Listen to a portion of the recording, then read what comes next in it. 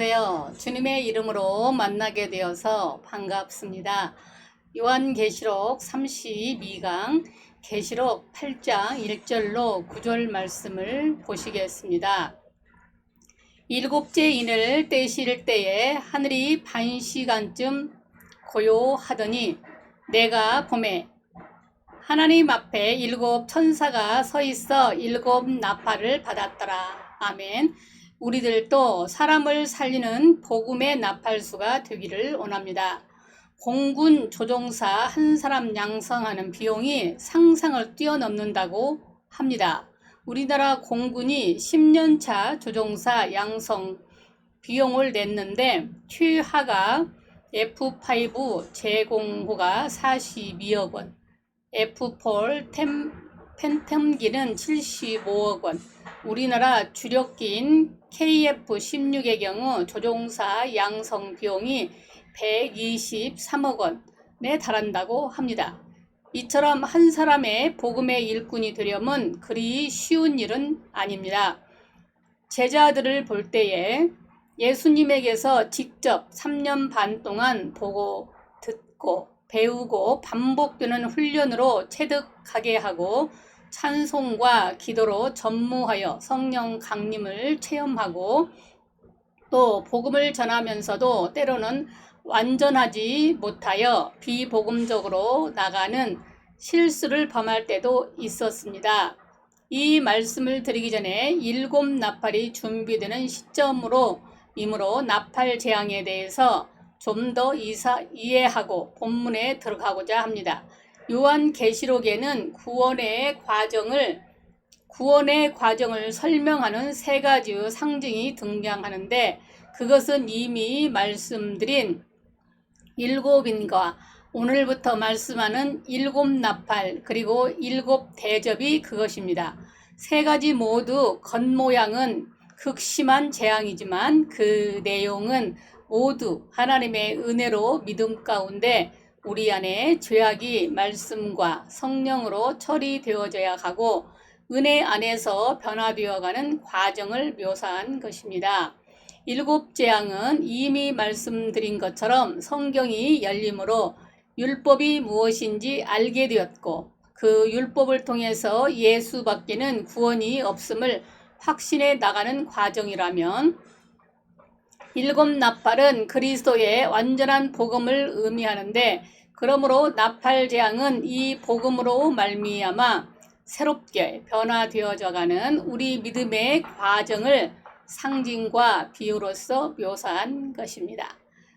본문은 나팔을 불기 전에 준비 과정이라고 할 수 있습니다. 그래서 누가복음 3장 23절에 예수께서 가르치심을 시작하실 때에 30세쯤 되시니라 했습니다. 이 말씀은 단순한 시작을 알리는 서술이 아니라 준비가 끝나고 사역이 시작되고 있음을 알리는 의미가 되겠습니다. 그럼 복음의 나팔은 어떻게 준비되어져야 할까요? 그리스도의 복음을 알아야 합니다. 1절 일곱째 인을 떼실 때에 그랬는데 누가 떼신다는 것입니까? 그리스도의 계시록 6장 1절에 나왔듯 어린 양 되신 예수께서 일곱째 인을 떼십니다.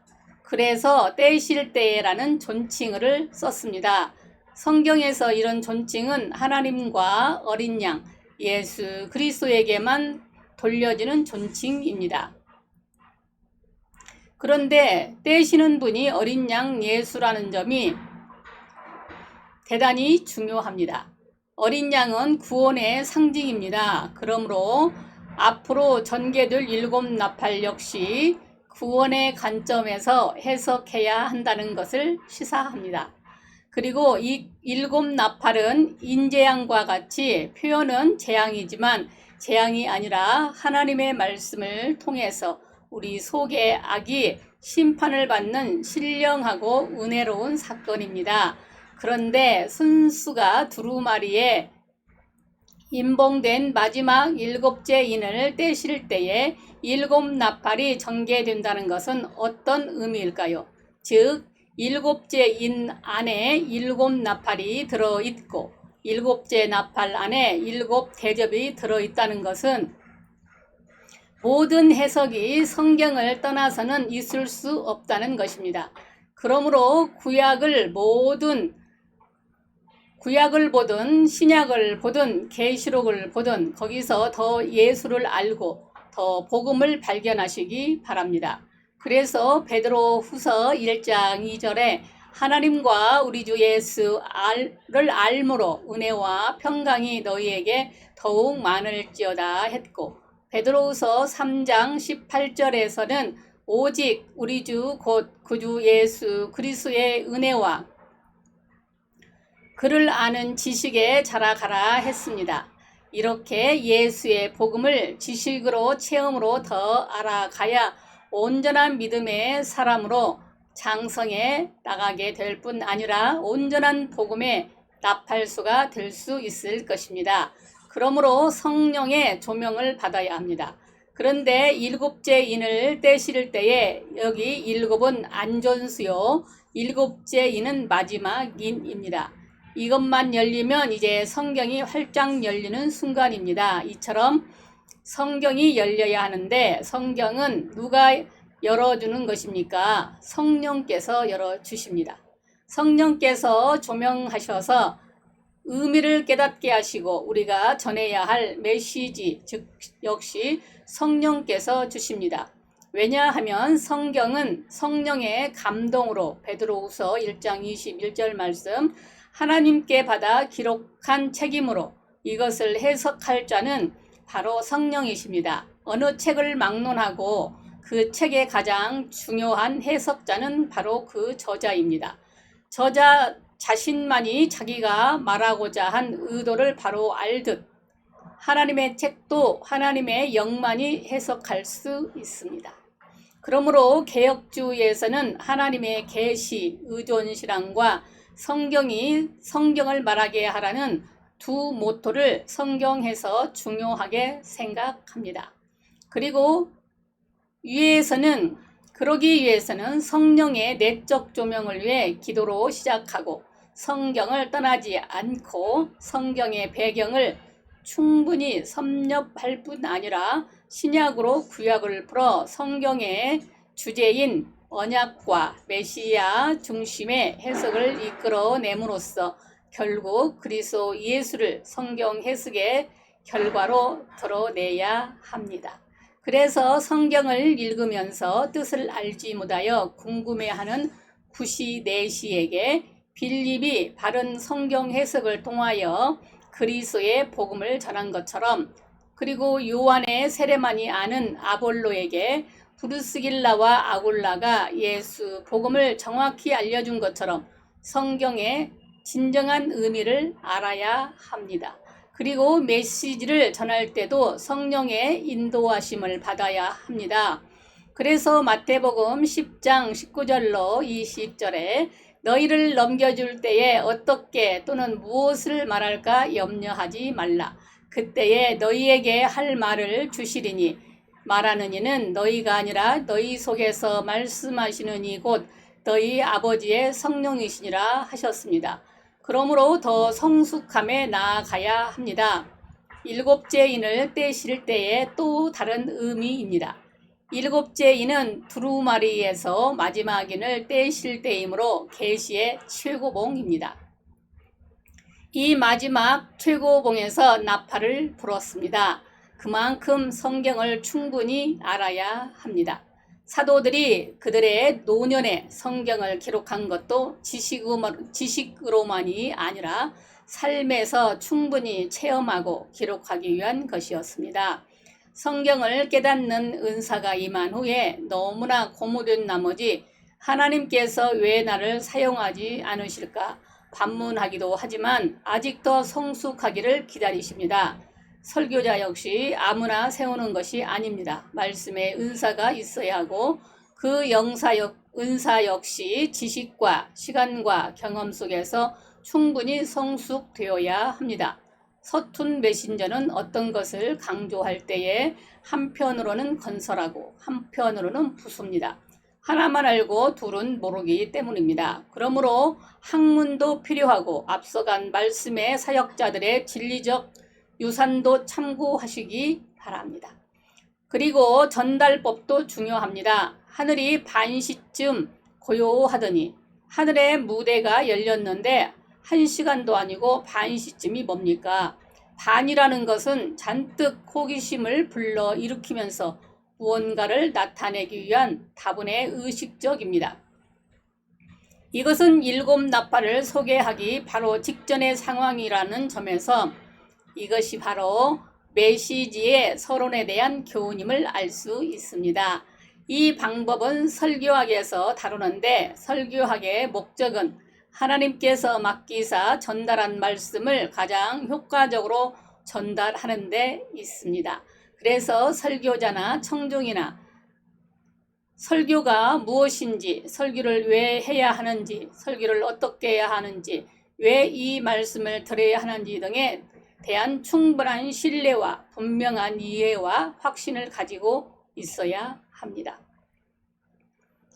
내용이 잘 정리되어야 합니다. 2절 내가 봄에 하나님 앞에 7 천사가 서 있어. 내가 봄에 이 말씀은 단순히 그랬다는 서술이 아니고 그 보인 것이 요한의 관심의 대상이었음을 가리킵니다. 이처럼 설교에서 서론에 잘 되어 있으면 청중들은 집요한 관심을 가지고 말씀을 듣게 됩니다. 그런데 요한이 본 것은 나팔을 가지고 정렬되어 서 있는 7 천사들의 모습이었습니다. 이처럼 메시아의 본론에 들어오면 이 내용이 조리 있고 확실하며 충실하여 전하는 자나 듣는 자의 마음속에 내용이 구체적으로 다가올 수 있어야 합니다. 그렇지 않고 연구도 없이 내용도 빈약하고 논리도 없이 왔다 갔다 무엇을 말하는지 산만하다면 아무리 서론에서 청중의 관심을 끌었다 해도 곧 지치고 말 것입니다. 타협하지 않아야 합니다. 2절 내가 봄에 하나님 앞에 7 천사가 서 있어. 요한이 보니까 7 천사가 각기 나팔을 가지고 하나님 앞에 서 있었습니다. 그런데 하나님 앞이란 위치에 따라 의미가 달라집니다. 하나님을 바라보고 있다면 경배와 찬양이지만 하나님 편에 회중을 향하고 있다면 하나님의 말씀을 대언하는 위치입니다. 여러분, 저를 보는 위치에 있지만 저는 여러분을 보는 위치에 있다는 것은 같은 차이입니다. 이처럼 설교자는 하나님 편에 서서 하나님을 대신하여 전하는 자입니다. 그러므로 하나님의 말씀을 사람 편에서 맞추어 전해서는 안 됩니다. 그러므로 여러분들이 말씀을 들으시면서 깨닫는 영이 임하셔서 깨달으시기를 기도합니다. 갈라디아서 1장 7절로 10절에 다른 복음은 없나니 다만 어떤 사람들이 너희를 교란하여 그리스도의 복음을 변하게 하려 함이라. 그러므로 우리나 혹은 하늘로부터 온 천사라도 우리가 너희에게 전한 복음 외에 다른 복음을 전하면 저주를 받을지어다. 우리가 전에 말하였거니와 내가 지금 다시 말하노니 만일 누구든지 너희가 받은 것 외에 다른 복음을 전하면 저주를 받을지어다. 이제 내가 사람들에게 좋게 하랴 하나님을 좋게 하랴 사람들에게 기쁨을 구하랴. 내가 지금까지 사람들의 기쁨을 구하였다면 그리스도의 종이 아니라. 그리고 말씀을 하나님의 권위에 전해야지 내 인간의 권위로 전하는 것 아닙니다. 그래서 하나님의 사자라고도 하고 그리스도의 대사라고도 합니다. 마치 모세에게 아론이 그 입이 된 것처럼 전도자는 하나님의 입입니다. 그러므로 담대하시기를 바랍니다. 우리는 강단의 보혈을 믿고 서고 주의 이름으로 서고 주님을 대신하여 선다는 사실을 잊지 말아야 합니다. 쓰임받는 그 순간 100% 공인입니다. 담대하시기 바랍니다. 성경대로 다 살아야 전할 수 있는 것은 아닙니다. 이 담대함 속에 하나님께서 역사하실 수 있습니다. 진리에 견고히 서야 합니다. 7 천사가 서 있어. 나팔 가진 7 천사가 하나님 앞에 서 있다는 또 다른 의미입니다. 선다는 것은 뒤로 물러서지 않는 견고함을 의미합니다. 에베소서 6장 13절에 사탄 앞에 견고히 서라는 말씀도 그 의미입니다. 빌립보서 4장 1절에 주 안에 서라 했고, 베드로후서 1장 12절에는 이미 있는 진리에 섰다는 말도 그 의미입니다. 이처럼 결론에 가서 우리는 분명히 진리에 서야 합니다. 말씀을 듣고 믿어 결심하고 실천하는 마음을 가져야 합니다. 그리고 뜨거운 미소로 하나님의 도우심을 간구해야 합니다. 좋은 결론은 지식 열거로 끝내지 않고 자신의 삶에 깊이 적용시키는 것입니다. 그래서 시냇가에 심은 나무가 시절을 따라 열매를 매줌같이 맺히게 해야 합니다. 메시지를 다 받아야 합니다. 다시 2절, 7 나팔을 받았더라. 여기 그냥 가져갔다가 아니고 받았더라. 특별히 받았다는 말이 강조되고 있습니다. 그러니까 7 모두 각자가 받은 나팔의 내용이 다 다릅니다. 나팔은 하나님의 말씀 복음인데 이 복음은 하나님께로부터 받은 것이었습니다. 바울도 말씀을 받았습니다. 그래서 갈라디아서 1장 11절에 형제들아 내가 너희에게 알게 하노니 내가 전한 복음은 사람의 뜻을 따라 된 것이 아니니라. 이는 내가 사람에게서 받은 것이 아니요 배운 것도 아니요 오직 예수 그리스도의 계시로 말미암는 것이라 했습니다. 우리에게 전해야 할 말씀 역시 성경을 읽으면서 성령의 조명하심에 도움을 받아 전해야 합니다. 마태복음 10장 20절에 그때에 너희에게 할 말을 주시리니 말하는 이는 너희가 아니라 너희 속에서 말씀하시는 이 곧 너희 아버지의 성령이시니라 하셨습니다.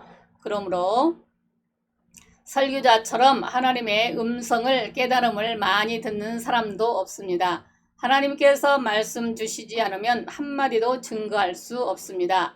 하나님께서 말씀을 주시니까 이 많은 말씀을 다 증거할 수 있습니다. 준비 없어도 된다는 말이 아닙니다. 성령께서 준비하는 동안에도 은혜를 주시고 전할 때도 은혜를 주십니다. 사랑하는 여러분, 우리 주님은 제자들을 복음의 사자로 쓰시기 위해서 3년 반이나 말씀과 기도의 훈련을 지키시고 마지막에 성령의 은혜를 기다려 하셨습니다. 이 7 나팔 해석의 키는 오순절 성령 강림시 베드로의 설교입니다. 베드로의 말씀을 듣고 많은 사람들이 가슴을 치며 회개하였던 것처럼 하나님께서는 그렇게 쓰임받고자 하는 일꾼을 찾고 계십니다. 우리 모두 하나님의 도구라는 확신을 가지고 성경의 진리에 견고히 서서 하나님께서 주시는 말씀을 받아 증거하여 수많은 영혼들이 절망에서 벗어나 영원한 생명의 삶을 얻는 귀한 복음의 일꾼들이 다 되시기를 기도합니다. 3절, 또 다른 천사가 와서 제단 곁에 서서 금 향로를 가지고 많은 향을 받았으니 이는 모든 성도의 기도와 합하여 보좌 앞 금 제단에 드리고자 함이라. 향연이 성도의 기도와 함께 천사의 손으로부터 하나님 앞에 올라가는지라. 5절, 천사가 향로를 가지고 제단에 불에 담아다가 땅에 쏟음에 우레와 음성과 번개와 지진이 나더라.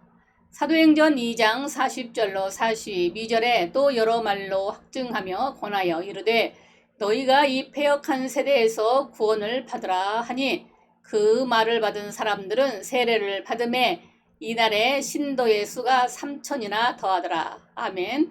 한 번 설교에 무리 3,000명이 회개를 했습니다. 이 말씀은 베드로가 오순절날 말씀을 전한 후에 일어난 결과 중 일부입니다. 그런데 오순절에 베드로의 설교와 같이 엄청난 회개를 불러온 복음의 나팔은 그냥 만들어진 것이 아닙니다. 3절부터는 또 다른 천사가 나타납니다. 또 다른 천사란 앞과는 다른 새로운 준비의 성경임을 시사합니다. 답부터 말씀드리면 앞에서는 말씀의 준비였다면 여기서부터는 기도의 준비입니다. 아주 중요한 말씀입니다. 아무리 말씀을 잘 준비해도 기도 없이는 울리는 허공을 치는 꽹과리와 같을 뿐이기 때문입니다. 계시록 5장 8절에 그 두루마리를 취하심에 네 생물과 24 장로들이 그 어린 양 앞에 엎드려 각각 검은 고와 향이 가득한 금대접을 가졌으니 이 향은 성도들의 기도드리라. 아멘. 두루마리의 인을 떼어 성경을 열기 전에는 많은 기도가 필요했지만 메시지를 전할 때도 마찬가지입니다.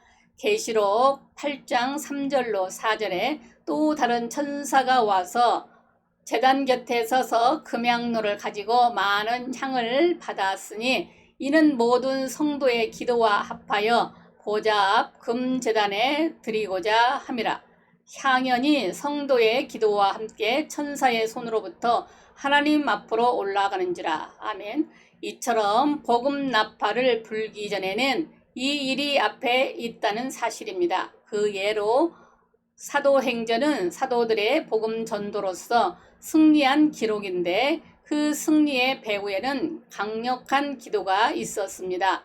그들은 예수님의 죽으심과 사심을 보았고 유대인들의 핍박으로 사느냐 죽느냐 하는 막다른 골목에서 하나님께 드리는 기도이니 얼마나 간절하겠습니까? 그랬기에 그 말씀을 들은 사람들이 가슴을 치며 회개하고 예수의 사람이 될 수 있었습니다. 이런 강력한 복음 나팔을 위한 기도의 준비는 어떻게 해야 합니까? 하나님 앞에 나와야 합니다. 3절 제단 곁에 서서 이 말씀에서 천사가 선 위치가 나타납니다. 그 위치는 제단 곁입니다. 성막의 제단에 둘이 있는데 번제단과 분향단이 그것입니다. 번제단은 노수로 만들었고 분향단은 금으로 만들었습니다. 그런데 3절에 금제단이라 했고 성도의 기도라고 한 걸 보니 이 제단은 분향단입니다. 분향단은 하나님의 법궤 앞에 있어 기도를 상징하는 단어입니다. 그런데 제단 곁에 서서 천사가 분향단 곁에 섰습니다. 제단 앞이 아니고 제단 곁입니다.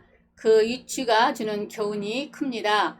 즉 천사가 성도들이 드린 기도를 향으로 받아 전달하기 위함이지 기도는 천사에게 하는 것이 아니라는 것입니다. 천사의 위치를 보고 정확한 자기 위치를 찾아야 합니다. 성도의 위치는 분향단 옆도 아니고 뒤도 아니고 즉 하나님 앞입니다. 하나님 앞에 나와 하나님을 바라보고 기도해야 합니다. 히스기야가 병들어 죽게 되었을 때에 벽을 향해 기도했는데 이스라엘의 기도 습관을 보면 성전을 향해 기도합니다. 하나님을 바라보며 기도했다고 생각을 할 수 있습니다. 어떤 이들은 사람을 들으라고 기도하는데 그건 역시 기도가 아닙니다. 혹은 기도하지 않고 남의 기도나 구경하고 있다면 그도 역시 위치를 이탈한 사람입니다. 자기의 정확한 위치에 서시기 바랍니다. 바른 기도만이 하나님의 들으시는 바가 되기 때문입니다. 하나님의 뜻대로 해야 합니다. 금향로를 가지고 천사가 금향로로 가졌다는데 금향로는 계시록 5장 8절에서는 금대접이라고 했습니다. 왜 금일까요? 금은 먼저 신성의 상징입니다. 그러니까 기도가 내 뜻이 아닌 하나님의 뜻 안에서 드려져야 하고 또 신성이니 성령으로 진심이 담기게 드려져야 함을 의미합니다. 그래서 요한일서 5장 14절에 그를 향하여 우리가 가진 바 담대함이 그것이니 그의 뜻대로 무엇을 구하면 들으심이라 했습니다. 기도하면서 욕심과 무지로 가득한 주장이 얼마나 많습니까? 그러면 그럴수록이 듣습니다. 하나님의 뜻대로 구하는 것이 가장 빠르고 유익합니다. 그리고 로마서 8장 27절에 마음을 살피시는 이가 성령의 생각을 아시나니 이는 성령이 하나님의 뜻대로 성도를 위하여 간구하심이라 했습니다. 성령의 도우심으로 기도할 때에 하나님께서 들으십니다. 그래서 성령의 인도함을 받은 깊은 기도가 필요합니다. 그리고 방언의 도움도 우리의 귀한 기도의 줄이 됩니다. 기도의 줄이 확실히 잡히면 방언을 하지 않아도 하나님의 성령에 사로잡혀 기도하게 됩니다. 그래서 기독교 강요 제3권 제20장 33항에서 칼빈은 공동의 기도가 사람들이 이해할 수 있도록 모국어로 드려야 온 교회의 유덕 즉 은혜가 된다고 말하면서 고린도전서 14장 15절에서 바울이 말한 그러면 어떻게 할까? 내가 영으로 기도하고 내 마음으로 기도하며 내가 영으로 찬송하고 또 마음으로 찬송하리라. 한 여기 영은 방언의 은사를 일컫는데 사적인 기도도 이렇게 번갈아 하는데 공적 기도야 마땅히 알아듣게 해야 한다면 다음과 같이 말하고 있습니다. 다만 내적인 감정의 힘이 부족해 마음이 스스로는 일어나지 않거나 혹은 감정이 너무나도 격렬하여 발동의 방언 행위가 저절로 함께 이루어지는 경우는 예외라 할 수 있을 것입니다. 가장 훌륭한 기도들이 때로는 말로 발설되지 않는 경우가 더러 있기는 하지만 실제로는 마음의 감정이 일깨워지면 허세를 부리려는 의도가 없이는 방언이 저절로 말로 발설해 나오고 몸의 다른 지체들이 동작을 하게 되는 일이 자주 일어나는 것입니다. 한나가 혼자서 중얼거린 것도 여기서 비롯된 것이 분명하다. 그리고 모든 성도들도 간헐적으로 말이 터져 나오는 등 이와 비슷한 현상을 계속해서 체험하고 있다는 것이다 라고 했습니다. 그러니까 기도는 마음과 영혼이 함께 느끼며 할 수 있는 모국어가 가장 좋지만 기도줄이 잡히지 않을 때 영감 있는 기도의 시동을 위하여 방언을 적절히 사용해야 한다는 것입니다. 죄송합니다.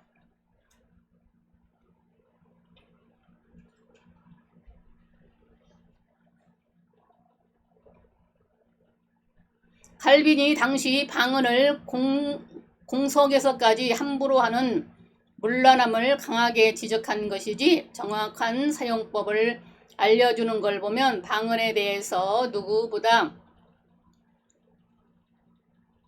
잘 알고 또 적절히 사용해야 한다는 뜻을 알 수 있습니다. 신학생들이 신학자인 박윤선 박사에게 방언에 대하여 질문하니 구미 신학자들에게 방언에 대하여 알아보니 반은 인정하고 반은 부정하였습니다. 그러면 교수님은 방언을 인정하십니까? 그러자 방언은 목회학적으로 인정해야 합니다. 라고 말했습니다. 그리고 교우신학자 박영룡 박사의 사모님도 은사로 충분한 분이셨습니다.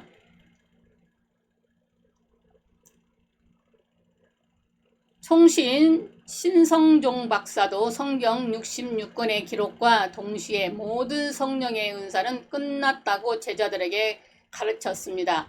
그런데 기도하다가 그토록 부정하던 은사를 경험하게 하고 학생들 앞에 나와 여러분 제가 성경 66권 기록과 동시에 성령의 모든 은사는 끝났다고 가르친 것이 잘못했으니 용서하십시오. 성령의 모든 은사는 지금도 여전히 동일하게 역사하십니다. 우리 다 같이 통성으로 20분 동안 기도합시다 했다는 이야기가 있습니다. 보수에서 이 정도라면 자유주의에서도 더 이상 말할 것도 없습니다. 신학의 변질은 성도로 하여금 혼란과 무기력에 빠뜨립니다. 이처럼 하나님의 말씀을 떠나지 않고 하나님 나라를 위하여 제못 가지고 성령의 도우심을 받아 기도할 때에 복음 나팔을 위한 기도 준비가 되는 것입니다. 그렇지 않고 기도할수록 힘이 빠지고 하나님께서 함께 하시지 않다면 어디에서 잘못인지 되돌아보시기 바랍니다. 믿음의 기도를 드려야 합니다. 금양로의 금의 두 번째 의미는 보배의 상징입니다. 그래서 성경에서 금은 보배로운 믿음을 상징합니다. 믿음으로 구원받고 믿음으로 승리하고 믿음으로 전진하고 믿음으로 도우심이 다가오니 보배롭지 않나요? 그래서 예수님께서는 마가복음 11장 22절에서 하나님을 믿으라 내가 진실로 너희에게 이르노니 누구든지 이 산들이 들려 바다에 던지라 하매 그 말하는 것이 이루어질 줄 믿고 마음에 의심하지 아니하면 그대로 되리라 하였습니다. 야고보서 1장 6절로 7절에도 오직 믿음으로 구하고 조금도 의심하지 말라. 의심하는 자는 마치 바람에 밀려 요동하는 바다 물결 같으니 이런 사람은 무엇이든지 죽게 받기를 생각하지 말라 하셨습니다. 찰스 스펄전 목사는 기도는 지렛대이다. 기도라는 지렛대를 이용하면 어떠한 것도 움직일 수 있다고 했습니다. 그만큼 기도는 능력 있는 것입니다. 기도를 받으실 하나님이 위대하시기 때문입니다. 1974년 우리나라 대학생 선교회 CCC에서 엑스폴로 74라는 집회를 계획할 때에 당시 기독교 인구의 10분의 1인 30만 명을 합숙훈련시킨다는 것을 상상할 수 없는 일이었습니다.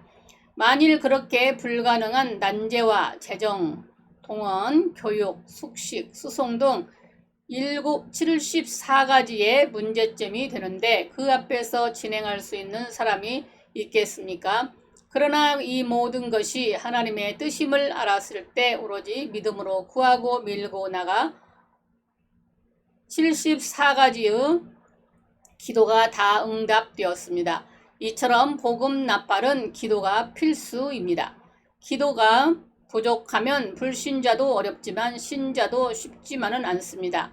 교인들이 다 자기식 신앙을 가지고 있어서 그 틀을 바꾸지 않으려고 하기 때문에 차라리 불신자 전도에서 훈련시키는 편이 더 쉽습니다. 그래서 사도들이 가장 어려웠던 대상이 당시 종교인들이었습니다. 세술은 세부대에 담아야 하는데 구태의연하여 하나님의 은혜를 담는 그릇이 되지 않으려고 한다는 말입니다. 그러나 믿음으로라면 가능하다는 생각으로 기도해야 합니다. 복음 나팔이 되려면 더 많이 해야 합니다.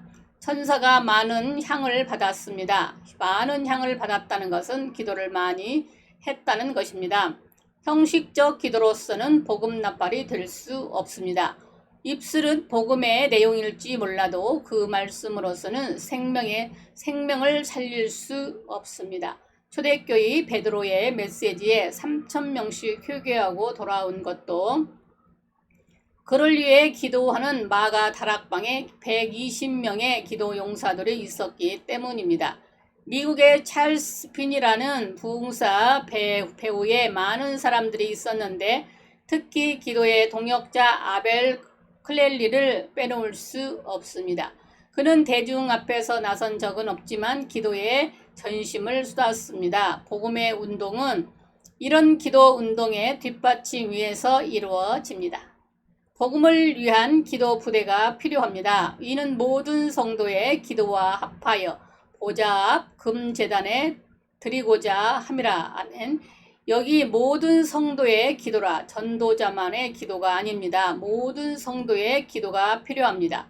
그래서 전 교인은 설교자를 위해 기도할 의무가 있습니다. 그래서 바울은 고린도후서 11장 11절에서 너희는 우리를 위하여 간구함으로 도우라 했습니다. 전도자에게 필요한 것은 성도의 기도입니다. 각 교회마다 기도의 특공대가 있어야 합니다. 하루 3시간씩 기도하는 기도 특공대 120명만 있어도 역사를 움직일 기적이 나타날 것입니다. 우선 12명만 있어도 상상할 수 없는 일이 일어날 것입니다. 그동안 세계를 움직였던 영적 지도자들의 배후에는 이런 기도 부대가 있었습니다.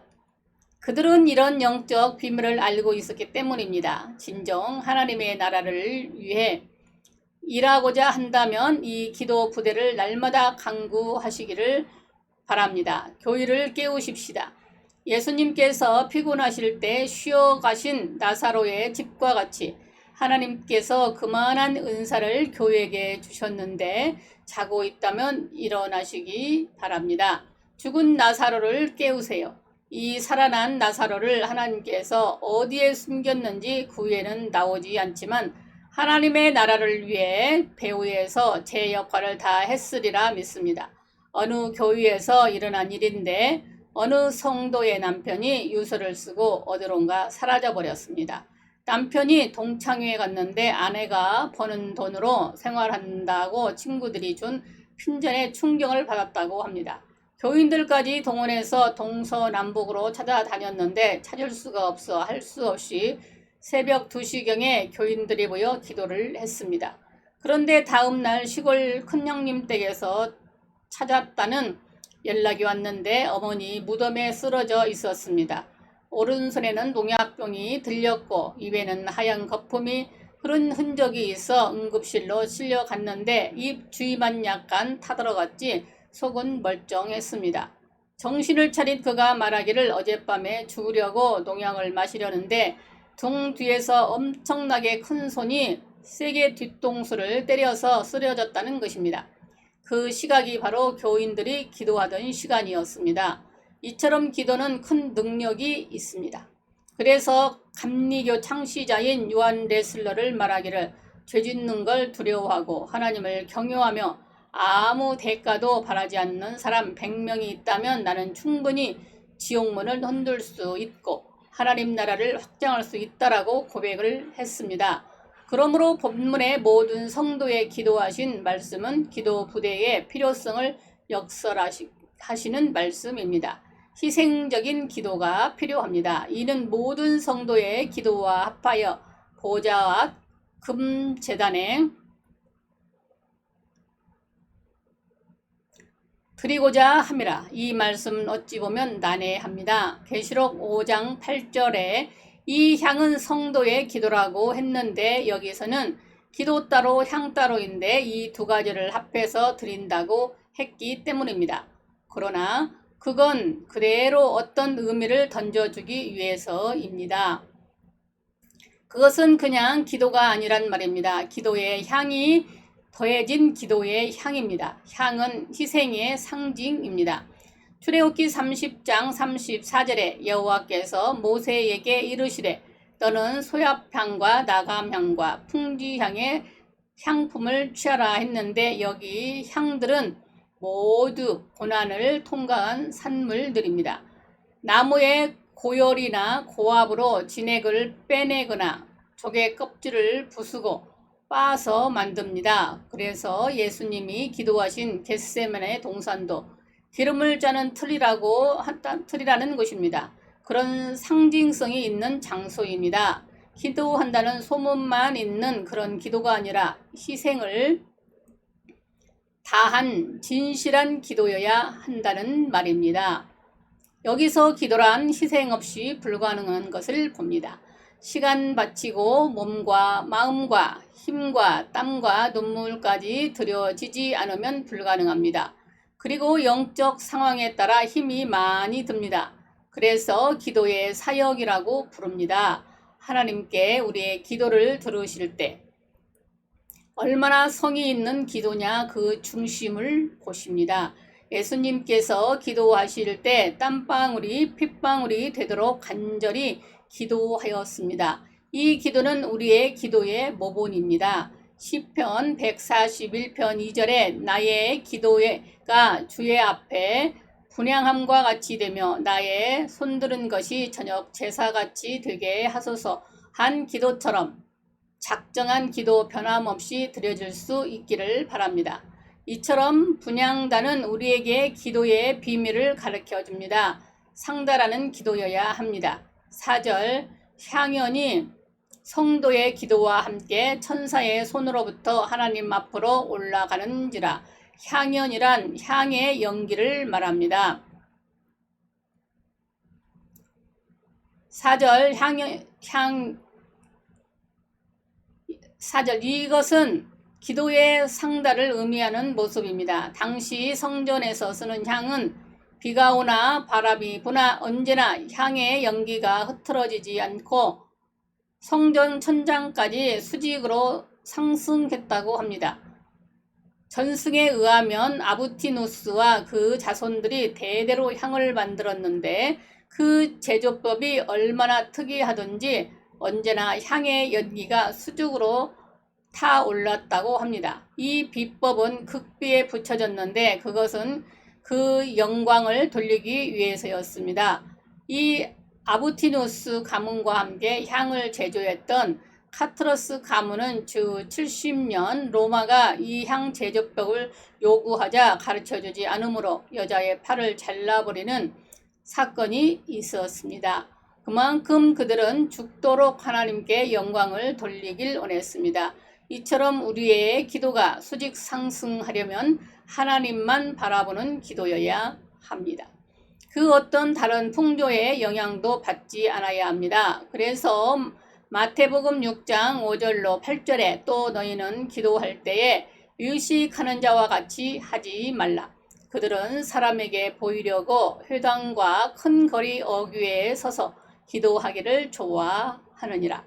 내가 진실로 너희에게 이르노니 그들은 자기 상을 이미 받았느니라. 너는 기도할 때에 내 골방에 들어가서 문을 닫고 은밀한 중에 계신 내 아버지께 기도하라. 은밀한 중에 보시는 내 아버지께서 갚으시리라. 또 기도할 때에 이방인과 같이 중언부언하지 말라. 그들은 말을 많이 하여야 들으실 줄 생각하느니라. 그러므로 그들을 본받지 말라. 구하기 전에 너희에게 있어야 할 것은 하나님 너희 아버지께서 아시느니라 하셨습니다. 이런 기도는 처음부터 올라갈 수 없는 기도입니다. 그러므로 유식하지 말고 의미 없이 중얼거리지도 말고 한마디를 하더라도 진실하고 인격적이고 마음 바친 절실한 기도여야 합니다. 모세가 유대한 것은 하나님을 직접 대면하기 때문입니다. 그러므로 하나님 앞에서 대면하여 대화한다는 믿음으로 기도하시기 바랍니다. 흐트러짐 없는 기도 속에 하나님의 능력이 나타납니다. 성령으로 드려야 합니다. 4절 하반절 천사의 손으로부터 하나님 앞으로 올라가는지라 상당히 난해한 구절입니다. 우리의 중보는 예수님 뿐이지 천사가 아니기 때문입니다. 어떤 역할로도 천사는 우리의 기도의 중개자일 수 없습니다. 하나님과 대면한 기도에 천사의 중개란 사실은 말이 맞지 않기 때문입니다. 그런데 천사의 손이라 한 점을 기억하시기 바랍니다. 그런데 이 표현은 천사의 손에 기도가 담긴 금양로가 있다는 표현입니다. 그러니까 천사가 중요한 것이 아니라 천사의 손에 금양로가 중요합니다. 지난 시간에 말씀했지만 금양로의 금은 먼저 신성의 상징입니다. 그러니까 기도가 내 뜻이 아닌 하나님의 뜻 안에서 드려져야 하고 또 신성인이 성령으로 기도해야 함을 의미합니다. 천사는 그것을 옮기는 대리자일 뿐 기도의 대상은 중보자도 아닙니다. 그러므로 천사에게 신경 쓸 필요 없습니다. 천사에게 우리 기도를 하나님께 잘 전달해달라 혹은 하나님의 응답을 속히 받아가지고 오라 부탁할 필요가 없습니다. 우리는 천사의 존재를 믿지만 하나님만 상대하면 됩니다. 말씀 잘못하여 기도의 대상으로 생각하다가 사탄의 시험에 빠져듭니다. 유다서 1장 20절에 성령으로 기도하라 했습니다. 성령이란 우리 마음 중심으로 기도하라는 의미도 되고 기도의 은사를 활용하여 기도하라는 의미도 됩니다. 방언은 인간과 소통을 위한 방언도 있으나 대부분 우리의 영으로 하나님의 비밀을 강구하는 것입니다. 방언은 하나님의 영에 이끌려 말하는 기도로 하늘의 신령한 은사가 열리는 기초이기도 합니다. 방언이 특별해서가 아니라 하나님의 뜻대로 기도하기 때문에 열릴 수밖에 없습니다. 그리고 방언은 교회의 부흥을 지피는 밑거름이며 각 사람 심령에 뜨거운 변화를 가져옵니다. 방언을 통역할 수 있으면 더 좋겠지만 그렇지 못한다 할지라도 성령께서 우리의 영으로 더불어 강구하심으로 방언하면 할수록 나도 모르게 우리 영혼에 하나님의 뜻과 소원이 나타나서 우리 마음도 하나님의 뜻과 같아지게 되는 장점이 있습니다. 그러나 방언을 공기도에서는 사용하지 마시고 개인 기도나 합심 기도에서만 사용하시기 바랍니다. 그러나 어떤 기도냐가 아니라 성령으로 기도한다는 것이 중요합니다. 그때 능력 있는 말씀의 사역을 감당할 수 있게 됩니다. 악을 제하는 기도여야 합니다. 5절 천사가 향로를 가지고 제단에 불을 담아다가 땅에 쏟음에 아멘. 여기 제단의 불은 어떤 불이냐가 중요한데 분향단의 불이냐 번제단의 불이냐. 레위기 16장 11절로 12절에 보면 번제단의 불을 놋향로에 담아 분향단에 날라 향을 피우기 했습니다. 그러니까 분향단의 불은 번제단의 불을 옮긴 것입니다.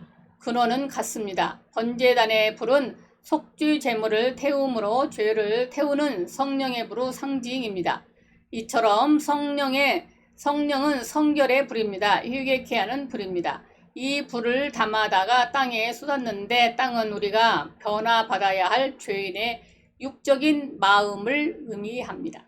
이사야가 하나님의 선지자로 부름을 받을 때 스랍 천사가 제단에 핀 숯을 갖다가 입술에 대어 악을 제해줌과 같이 하나님은 우리 심령이 성령으로 깨끗해지기를 바랍니다.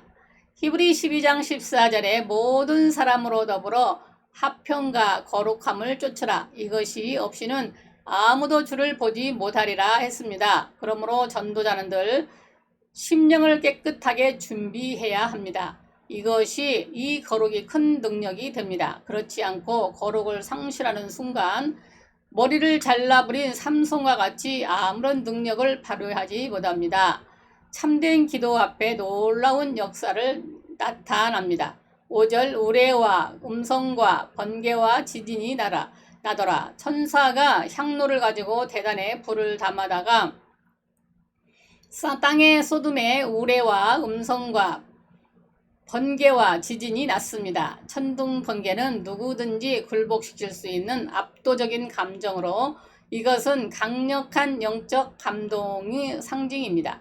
누가 뇌성 병력을 감당할 수 있겠습니까? 즉 성령이 우리 마음에 역사하실 때에 하나님의 말씀이 뇌성과 음성과 지진같이 사람의 마음을 움직입니다.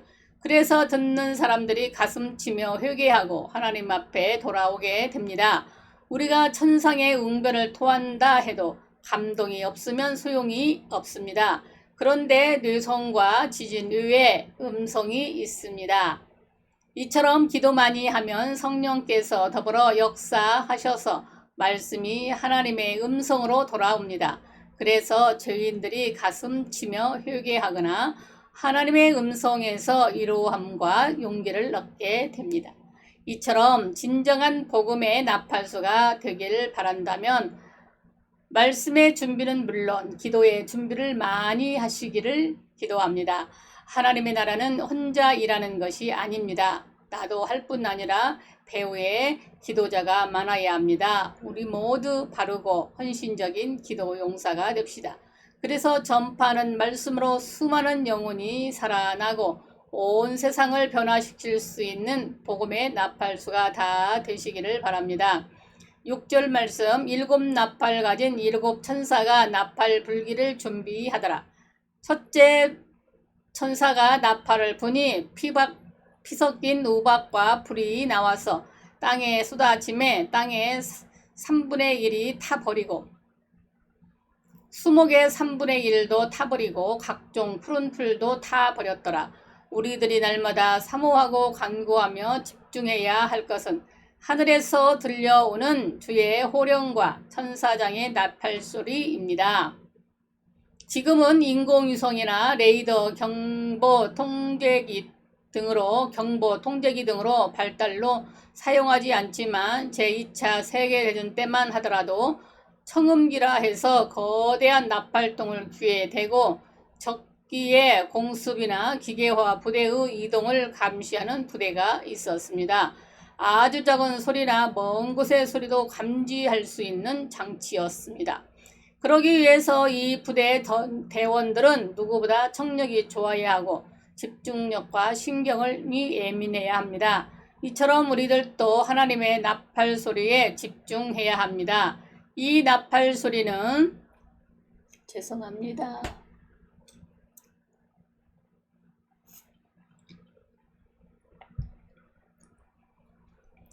이 나팔 소리는 장차 재림의 날에도 들려오지만 지금도 들려오는 소리이기 때문입니다. 그래서 요한복음 5장 24절로 25절에 내가 진실로 진실로 너희에게 이르노니 내 말을 듣고 또 나 보내신 이를 믿는 자는 영생을 얻었고 심판에 이르지 아니하나니 사망에서 생명으로 옮겼느니라. 진실로 진실로 너희에게 이르노니 죽은 자들이 하나님의 아들의 음성을 들을 때가 오나니 곧 이때라. 듣는 자는 살아나리라 말씀하셨습니다. 여기 하나님의 아들의 음성이 바로 복음의 나팔입니다. 곧 이때라. 이 말씀처럼 하나님 나라의 현재성이라는 관점으로 볼 때에 죽은 심령의 부활도 지금 이 시간에도 성령 안에서 이루어지고 있습니다. 복음의 말씀을 듣고 그 말씀을 믿을 때에 우리 죽은 영혼이 살아나게 됩니다. 살아날 뿐 아니라 말씀이 깊이 다가올수록 계속하여 변화합니다. 그러므로 이 시간에도 하나님의 복음의 말씀에 귀를 기울이시기를 바랍니다. 그런데 본문에 7 천사가 나팔 불기 시작하는데 이 웬일입니까?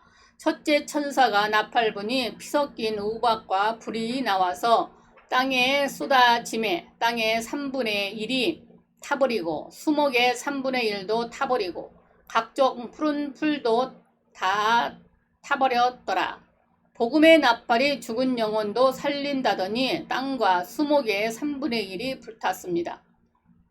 그래서 계시록의 문자 그대로 보면 안 됩니다. 본문을 이해하고 중요한 키는 사도행전 2장 17절로 21절과 로마서 1장 77절입니다. 사도행전 2장 17절로 21절에 하나님이 말씀하시기를 말세에 내가 내 영혼을 모든 육체에 부어 주리니 너희가 자녀들은 예언을 할 것이요 너희 젊은이들은 환상을 보고 너희 늙은이들은 꿈을 꾸리라. 또 내가 위에 하늘에서는 기사를 아래로 땅에서는 징조를 베풀리니 그 때와 불과 연기로다.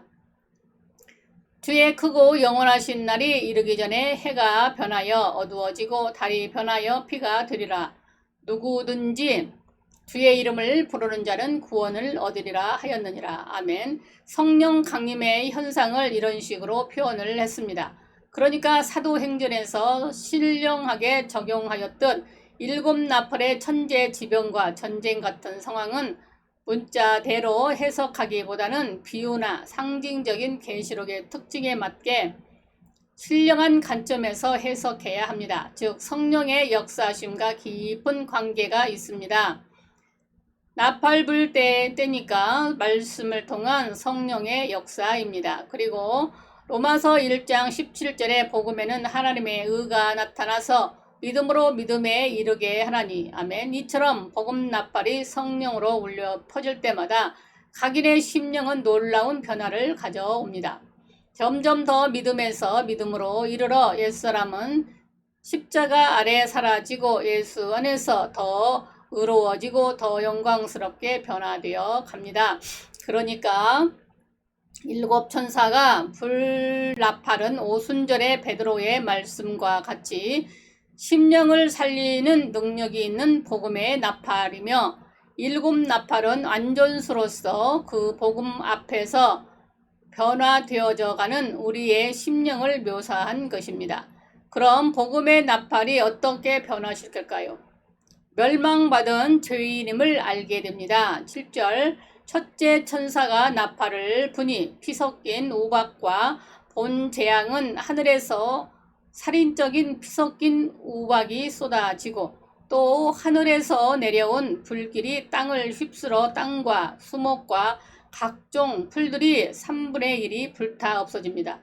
이 융단 폭격 앞에 피할 곳도 없고 살아남을 수도 없습니다. 먼저 피 섞인 우박이 무엇일까요? 이 말씀의 배경의 수는 10장입니다.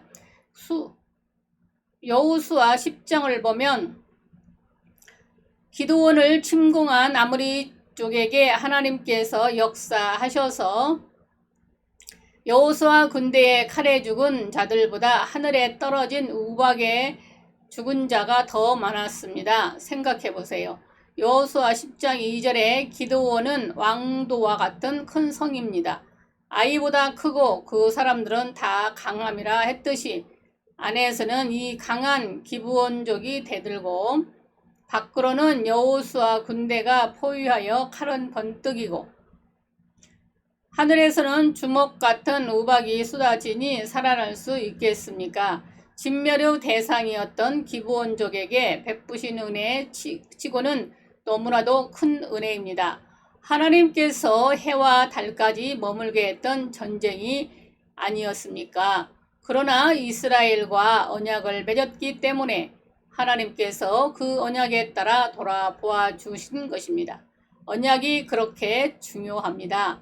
누구든지 예수 믿으면 누구든지 구원을 얻는다는 이 약속이 그래서 중요합니다. 하나님께서 이 언약 때문에 불신앙의 죄악과 싸워주셔서 우리가 하나님의 백성이 된 것입니다. 이처럼 복음의 나팔 곧 하나님의 말씀이 퍼져나갈 때 그런 멸망한 죄인이었지만 그리스도께서 우리를 대신해 고난당하시고 구원해 주셨음을 깨닫게 합니다. 진노의 대상임을 알게 됩니다. 불이 나와서 땅에 쏟아짐에 그런데 피 섞인 우박만이 아니라 덧붙여 불이 나와서 함께 땅에 쏟아집니다. 6.1 전쟁 때도 하늘에서 불비가 내렸다고 합니다. 그런데 그 정도가 아닙니다.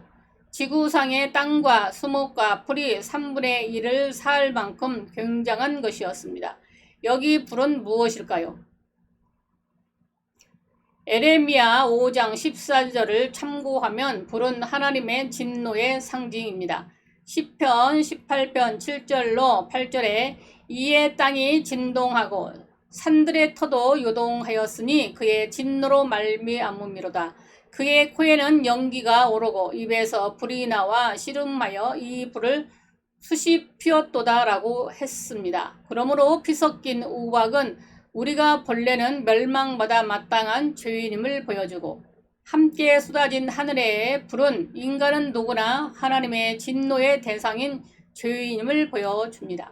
그래서 에베소서 2장 3절에 전에는 우리도 다 그 가운데에서 우리 육체의 욕심을 따라 지내며 육체와 마음이 원하는 것을 하여 다른 이들과 같이 본질상 진노의 자녀였다고 말씀을 합니다. 이 진노를 깊이 깨달아야 합니다. 그럼에도 불구하고 기브온과 같이 우리를 사랑으로 선택하시고 예수 믿게 하셔서 구원해 주신 은혜를 깨닫으라는 말씀입니다.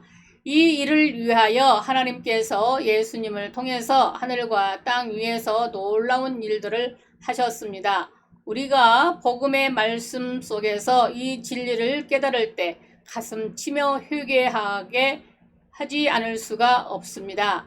사도행전 2장 36절로 37절에 그런즉 이스라엘 온 집은 확실히 알지니 너희가 십자가에 못 박은 이 예수를 하나님이 주와 그리스도가 되게 하셨느니라 하니라. 그들이 이 말을 듣고 마음에 찔려 베드로와 다른 사도들에게 물어 이르되 형제들아 우리가 어찌할꼬 하거늘. 아멘. 오순절에 베드로의 말씀을 들은 이스라엘 백성들의 반응과 같습니다. 우리 때문에 예수님이 십자가에 달리셨으니 우리가 못 받은 것과 같습니다. 그러므로 진실로 예수의 복음을 만났다면 이런 반응이 나오지 않을 수 없습니다. 하나님의 진노를 받아 영원히 죽을 수밖에 없는 죄인을 하나님께서 독생자 예수를 통해서 구원하셨으니 참으로 감사하며 감당할 수조차 없습니다. 이것이 진정한 복음 나팔의 효과입니다. 마음의 본질을 깨닫게 됩니다. 땅의 3분의 1을 다 버리고 하늘에서 쏟아진 우박과 불로 땅의 3분의 1을 탔는데 땅은 인간의 몸을 이룬 흙의 출처이고 여러 소산을 내는 인간의 근본이 되는 것입니다. 아담이 타락했을 때 창세기 3장 23절에 여호와 하나님이 에덴 동산에서 그를 내보내어 그의 근원이 된 땅을 갈게 하시느니라 하셨듯이 땅이 없으면 인간이 존재할 수 없습니다. 그런데 이 땅이 저주를 받아 소산을 내지 않고 수고해야 됩니다. 그리고 가시나무에 번성하게 됩니다. 이처럼 우리 인간의 근본은 곧 마음입니다. 마음이 곧 나요 종교의 좌소요 하나님이 다스리시는 보좌이기도 합니다. 그래서 선지서에 이 땅에 시내가 흐르고 꽃이 피며 새가 노래할 것이라는 예언은 1차는 우리 마음에 임하는 하나님 나라를 묘사한 것입니다. 그래서 하나님의 나라는 성령 안에서 의와 평강과 희락입니다. 그런데 아직도 그런 마음이 아닙니다. 아직은 죄인의 마음입니다. 죄악의 가시가 있는 마음입니다. 예수 믿어 하나님의 자녀라 해도 열심히 말씀과 성령으로 기경하지 않으면 온갖 죄악의 열매가 열릴 수밖에 없는 부패한 마음입니다. 그런데 땅에 불이 타버립니다. 말씀은 불과 같습니다. 그래서 에레미야 23장 29절에 나 여호와가 말하노라 내 말이 불같지 아니하냐 반석을 쳐서 부수뜨리는 방망이 같지 아니하냐 했고 시편 147편 18절에 그 말씀을 보내사 그것을 녹이시고 라고 했습니다. 엠마오로 가던 제자들도 부활하신 예수님을 만나 말씀을 듣다가 가슴이 뜨겁게 타올랐습니다. 이처럼 하나님의 말씀에 강탈을 받으면 하나님과 그 의를 사모하는 마음으로 불타게 됩니다. 그래서 3분의 1이 피해를 입었습니다. 전체를 다 심판하시지 않고 왜 3분의 1입니까? 3은 완전을 상징하는 수입니다. 셋이라는 말이 아니라 완전하라는 뜻입니다. 만약 이 셋 중에 하나만 사라져도 완전의 의미는 사라지고 맙니다. 이처럼 복음의 말씀을 듣고 보니 내가 육신 중심으로 하나님 되어 살아왔던 것 같이 잘못됨을 깨닫고 내려놓게 됨을 의미합니다. 주님은 나를 위해 십자가에 달리셨는데 내가 하나님 되어 내 중심으로 살아온 걸 생각하면 어찌 가슴치지 않을 수 있겠습니까? 인생의 유한함을 깨닫게 합니다. 수목의 3분의 1도 타버리고 여기 수목과 풀은 우리 인생의 상징입니다. 성경에서 인생을 풀이라 하고 수목은 본래 유한한 인생의 상징으로 곧잘 쓰였습니다. 그래서 이사야 40장 6절로 8절에 말하는 자의 소리여 이르되 유치라 대답하되 내가 무엇이라 유치리까 하니 이르되 모든 육체는 풀이요 그의 모든 아름다움은 들의 꽃과 같으니 풀은 마르고 꽃이 시들면 여호와의 기운이 그 위에 불미라. 이 백성은 실로 풀이로다. 풀은 마르고 꽃은 시드나 우리 하나님의 말씀은 영원히 서리라 하라 했습니다. 그런데 역시 3분의 1이 탔으니 인생에 대한 소망이 깨졌습니다. 이처럼 말씀이 선포될 때 그토록 희망으로 부풀던 우리 인생이 얼마나 유한하며 비참한가를 깨닫게 합니다. 그래서 야고보서 4장 13절로 14절에 들으라. 너희 중에 말하기를 오늘이나 내일이나 우리가 어떤 도시에 가서 거기서 1년을 머물며 장사하여 이익을 보리라 하는 자들아 내일 일을 너희가 알지 못하는도다.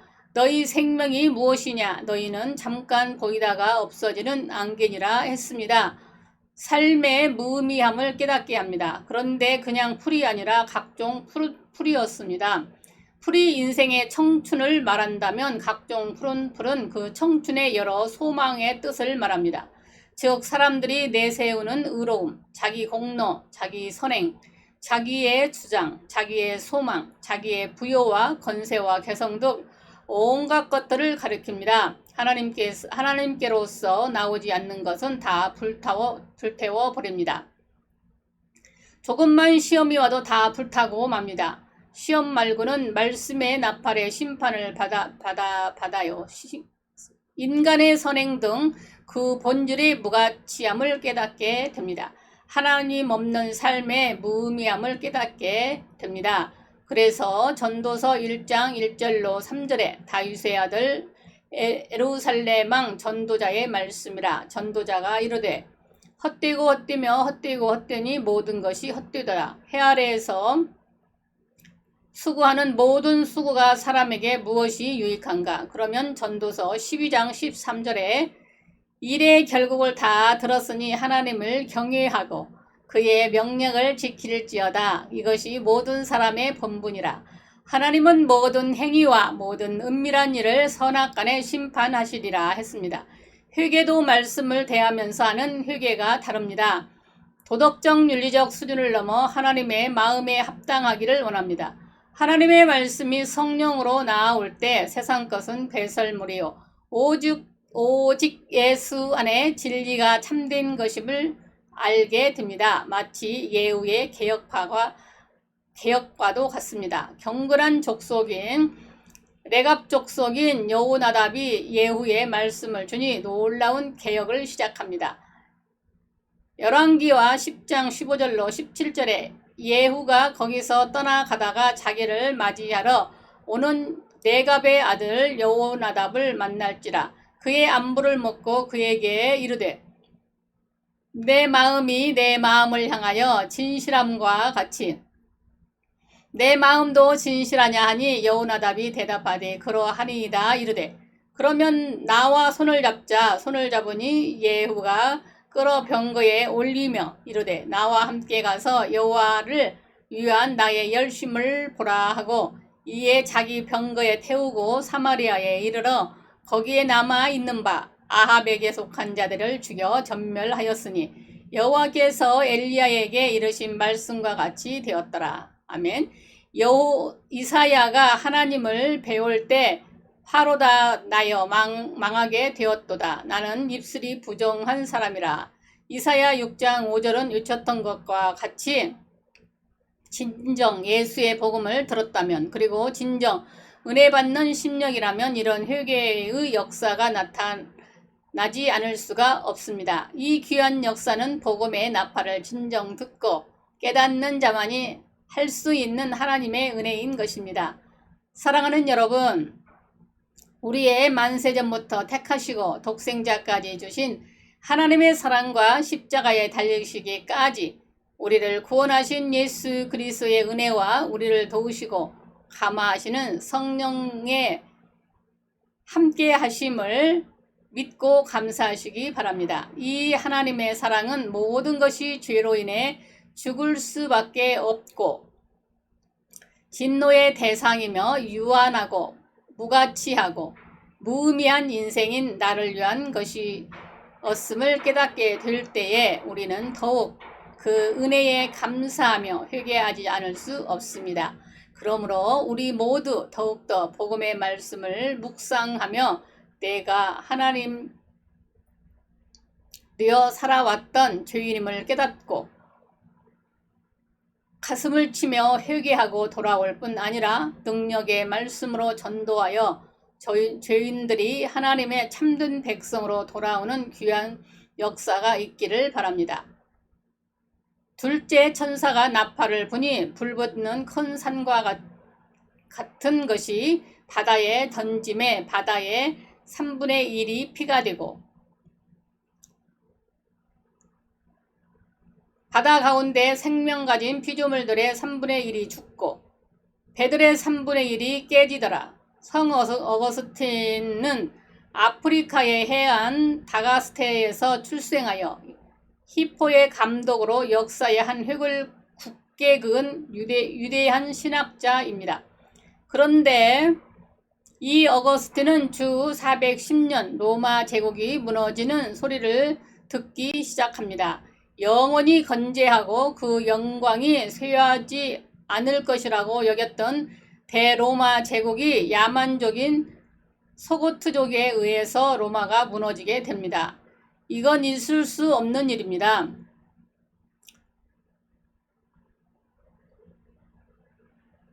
로마의 화려한 도성이 어찌 저 도끼를 휘두르고 있는 벌거벗고 다니는 야만족에 의해서 이 로마석이 무너질 수 있단 말입니까? 화려했던 로마의 영광이 역사 뒤안길로 사라져가는 것을 보면서 큰 번민에 빠집니다. 하나님 앞에서 고민하게 됩니다. 하나님, 어찌하여 이런 일이 있을 수 있습니까? 깊은 고민 끝에 그는 마음이 열리고 영적인 세계를 바라봅니다. 사람들이 세워놓은 세상 나라가 무너지면서 하나님 나라가 세워지는 것을 보았습니다. 그래서 그는 저 유명한 시티 오브 갓, 즉 하나님의 도성이라는 책을 저술하게 됩니다. 그는 세상 나라는 역시 뒤안길로 사라지고 하나님의 나라가 세워지는 영광을 그는 보게 되었습니다. 이처럼 하나님은 파괴와 건설의 명수입니다. 건설을 위해서는 철저히 파괴해야 하기 때문입니다. 하나님은 하나님의 말씀을 통해서 그 일을 하십니다. 그래서 에레미야 1장 9절로 10절에 여호와께서 그의 손을 내밀어 내 입에 대시며 하나님께서 내게 이르시되 보라, 내가 내 말을 내 입에 두었노라. 보라, 내가 오늘 너를 여러 나라와 여러 왕국에 세워 내가 그것들을 뽑고 파괴하며 파멸하고 넘어뜨리며 건설하고 심게 하였느니라 하셨습니다.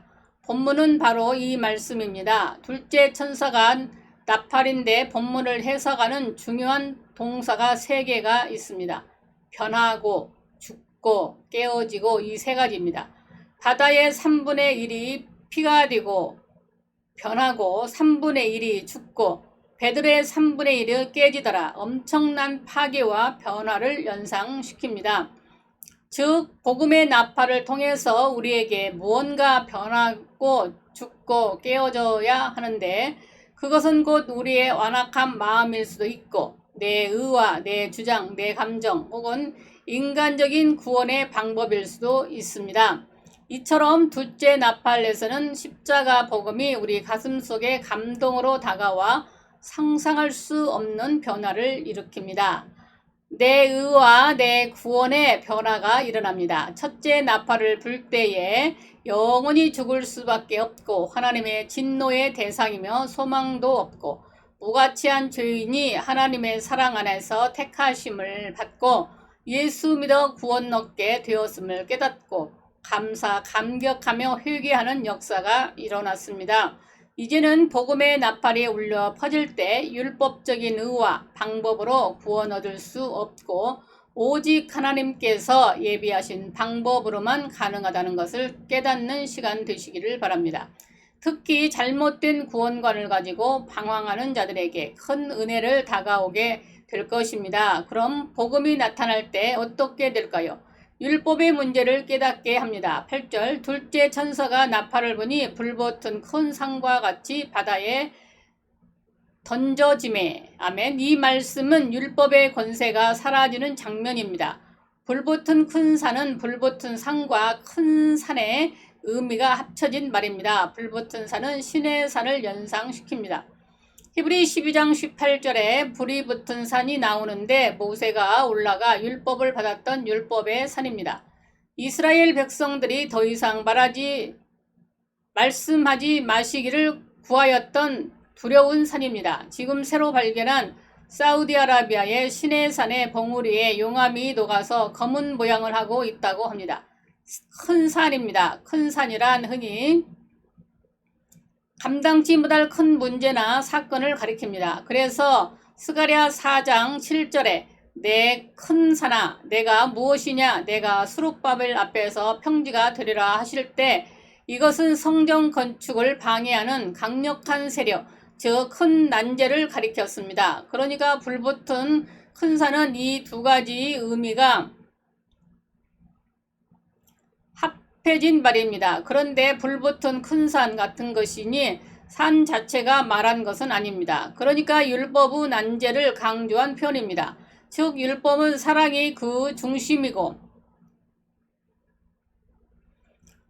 올바르게 하나님의 뜻과 죄가 무엇인지 알게 하지만 인간이 그 율법 아래에서 급을 지키려고 하지만 그러면 그럴수록 더 넘어지고 쓰러지고 그래서 죄와 사망과 저주와 심판만 이루는 인간이 해결할 수 없는 난제가 바로 율법이라고 말합니다.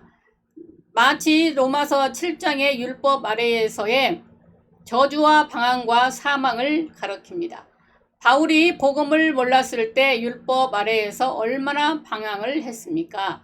로마서 7장 24절에 오라나는 공고한 사람이로다. 이 사망의 몸에서 누가 나를 건져내라 부르짖었습니다. 그러나 감사하게도 예수 만나 복음을 안 후 이렇게 노래할 수 있었습니다. 로마서 8장 1절로 2절에 그러므로 이제 그리스도 예수 안에 있는 자에게는 결코 정죄함이 없나니 이는 그리스도 예수 안에 있는 생명의 성령의 법이 죄와 사망의 법에서 너를 해방하였습니다. 아멘. 이것이 바로 복음의 나팔을 가져온 위대한 결과입니다. 그러니까 율법은 죄가 무엇인지 죄를 깨닫게 하여 구세주의 필요성을 강조하는 것일 뿐 율법이 우리를 변화시키는 것이 아니요 법을 지킬 능력을 아울러 주는 것도 아니고 도리어 불붙는 큰 산과 같이 불가항력적인 정죄와 고통의 문제를 가져다 주는 것임을 알 수 있습니다. 이미 일곱인 재앙에서 율법론이 나왔지만 복음을 알 때 더욱 명확하게 알 수 있음을 이 둘째 복음의 나팔에 깨닫게 됩니다.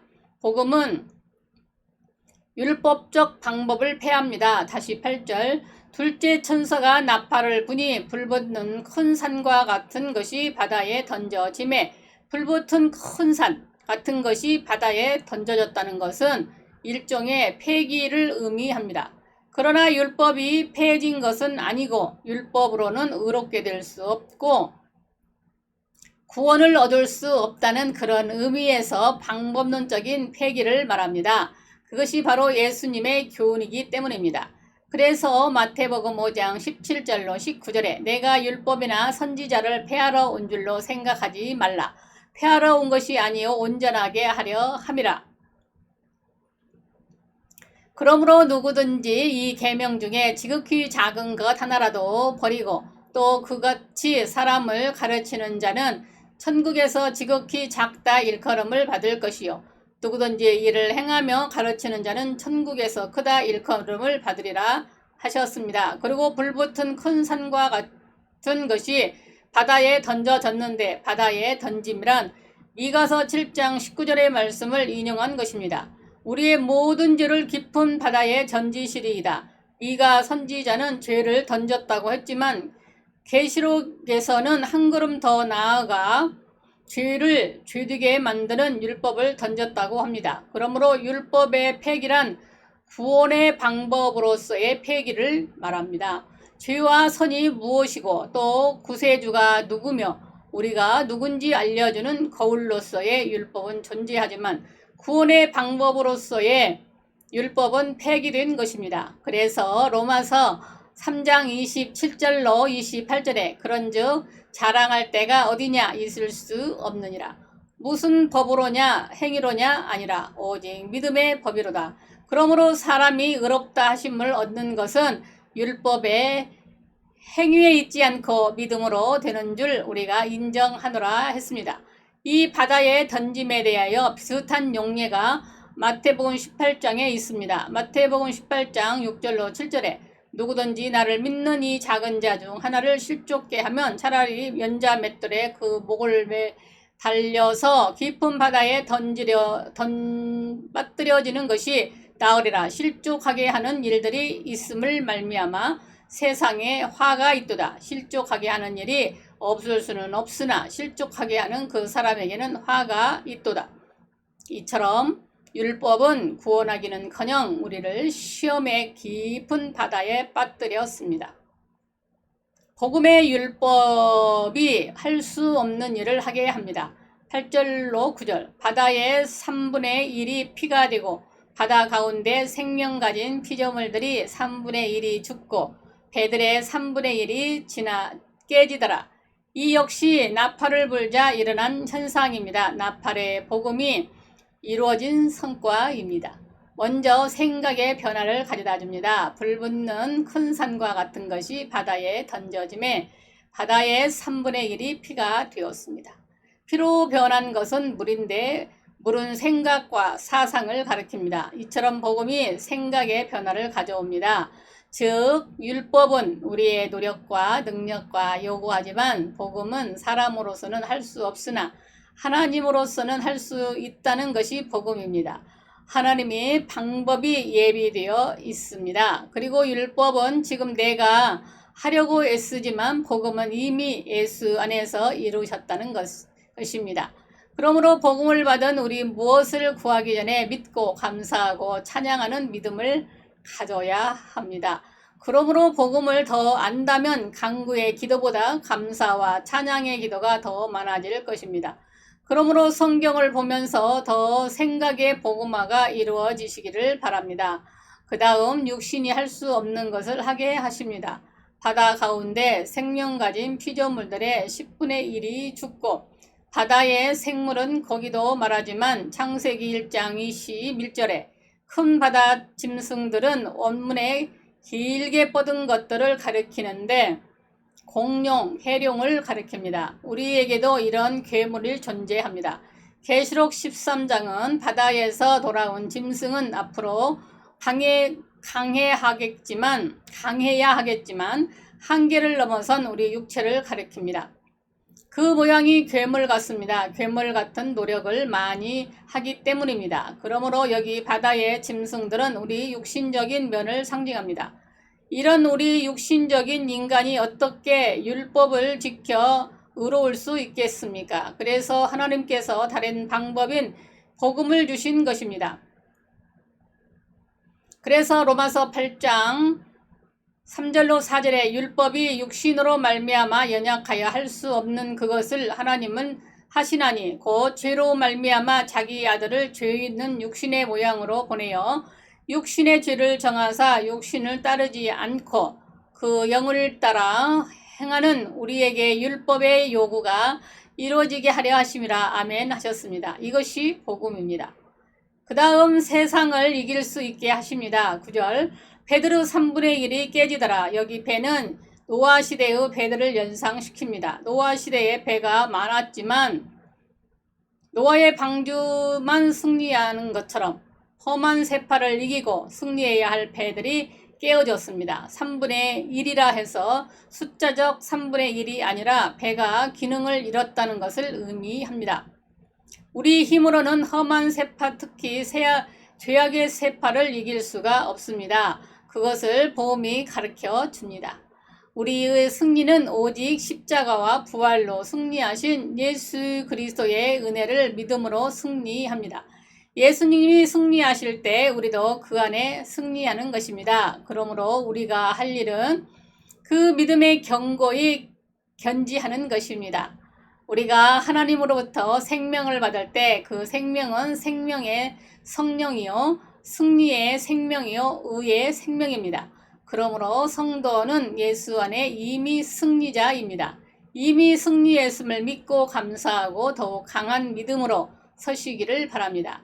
이 승리와 구원의 영생을 주신 하나님을 늘 찬양할 때에 우리는 그 은혜의 실제를 삶 속에서 만끽하며 살게 됩니다. 이처럼 복음은 율법이 할 수 없는 일을 하게 합니다. 그래서 성경은 이렇게 말합니다. 갈라디아서 3장 23절로 27절에 믿음이 오기 전에 우리 율법 아래에서 매인받고 계시될 믿음의 때까지 갇혔느니라. 이같이 율법이 우리 그리스도로 인하여 초등교사가 되어 우리로 하여금 믿음으로 말미암아 의롭다함을 얻게 하려 함이라. 믿음이 온 후로는 우리가 초등교사 아래에 있지 아니하는도다. 너희가 다 믿음으로 말미암아 그리스도 예수 안에서 하나님의 아들이 되었으니 누구든지 그리스도와 합하기 위하여 세례를 받은 자는 그리스도로 옷 입었느니라. 아멘. 사랑하는 여러분, 하나님께서는 우리가 율법으로 구원을 얻을 수 없음을 아시고 예수 그리스도를 통해서 우리를 위한 온전한 구원과 의를 마련하셨습니다. 그러므로 그리스도의 온전한 복음의 나팔들을 울려 퍼질 때 인간의 의와 방법으로 구원 얻으려고 했던 온갖 쓸데없는 생각은 다 사라지고 참 진리의 복음 안에서 믿고 감사하게 누리게 됩니다. 그러므로 내 의, 내 방법, 내 주관, 내 생각 다 사라지고 참 진리의 복음 안에서 믿고 감사하고 누리게 됩니다. 그러므로 내 의, 내 방법, 내 주관, 내 생각 내 일은 다 내려놓으시기 바랍니다. 울어도 못하네, 힘써도 못하네, 참아도 못하네, 믿으면 하겠네 한 찬송 가사처럼 오직 주님의 공로를 믿음으로 받아들여 온전히 구원을 누리는 복된 유튜브 가족 여러분들이 다 되시기를 바랍니다. 감사합니다. 하늘의 신령한 복과 땅의 기름진 복을 받아 누리시기를 축복합니다. 아멘.